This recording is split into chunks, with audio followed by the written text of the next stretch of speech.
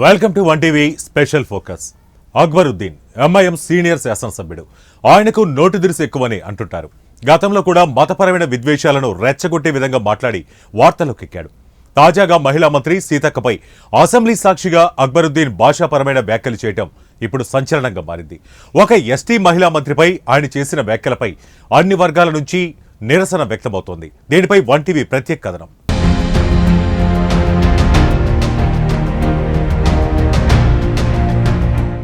MIM శాసనసభ్యుడు అక్బరుద్దీన్ ఓవైసీ చాలా దూకుడు స్వభావం కలిగి ఉన్న నేత అని అందరికీ తెలిసిందే.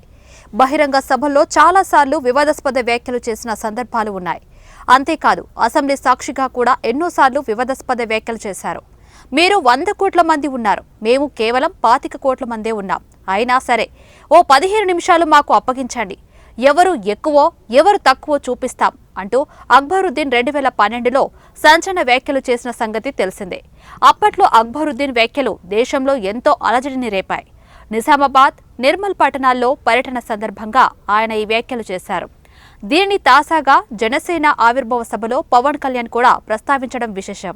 వివాదాస్పద వ్యాఖ్యలు చేసే రాజకీయ నాయకుల్లో ఏఐఎంఐఎం నేత అక్బరుద్దీన్ ఓవైసీ ఒకరు. మైక్ దొరికిందంటే చాలు, అడ్డు అదుపు లేకుండా సంచలన కామెంట్ చేస్తూ ఉంటారు. గతంలో తెలంగాణలో ఎన్నికలు సమీపిస్తున్న తరుణంలో కూడా ఆయన తన నోటికి పడి చెప్పారు. కాంగ్రెస్ పార్టీని టార్గెట్ చేస్తూ మీ పార్టీ ఇటలీ, రోమ్ నేతలపై ఆధారపడి ఉందని కుండ బద్దలు కొట్టారు. అంతేకాదు రేవంత్ రెడ్డి నిజాయితీపై కూడా ప్రశ్నలు లేవనెత్తారు.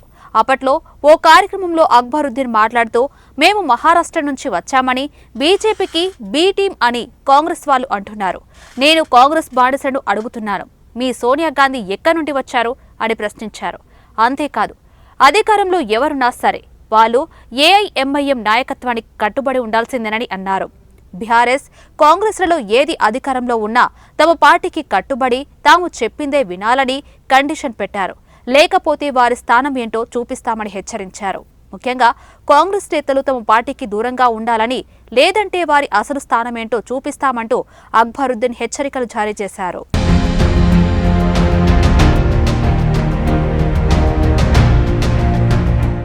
ఎప్పుడూ ఏదో ఒక వివాదంలో ఇరుక్కునే అక్బరుద్దీన్ తాజాగా అసెంబ్లీలో సీతక్కపై చేసిన భాషాపరమైన కామెంట్స్ సోషల్ మీడియాలో బాగా వైరల్ అవుతున్నాయి. ఒక ఎస్టీ మహిళా మంత్రిపై కామెంట్ చేయడంతో అన్ని వర్గాల నుంచి అసంతృప్తి వ్యక్తమవుతోంది. తాజాగా అక్బరుద్దీన్ అసెంబ్లీ సాక్షిగా సీతక్కపై హాట్ కామెంట్ చేశారు. ఎంఐఎం పక్షనేత అక్బరుద్దీన్ ఓవైసీ, మంత్రి సీతక్క మధ్య వాడీవేడి చర్చ జరిగింది.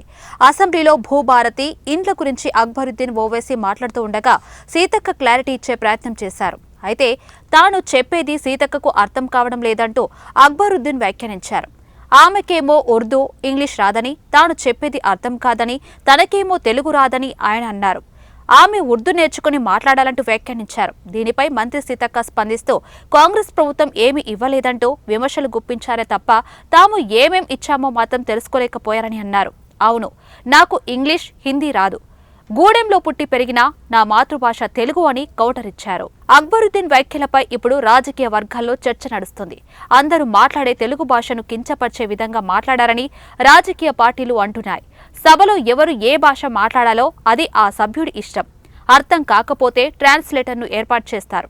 అంతే గాని భాష తనకు అర్థం కావడం లేదని తనకి నచ్చిన భాషలో మాట్లాడాలనే అధికారం ఏ సభ్యుడికి ఉండదు.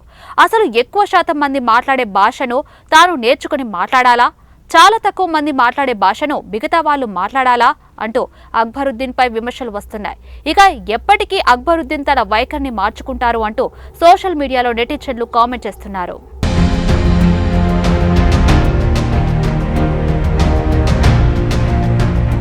ఒక ఓవైసీ బ్రదర్స్ ఎవరు అధికారంలో ఉంటే వాళ్లతో అంటకాగుతూ ఉంటారు.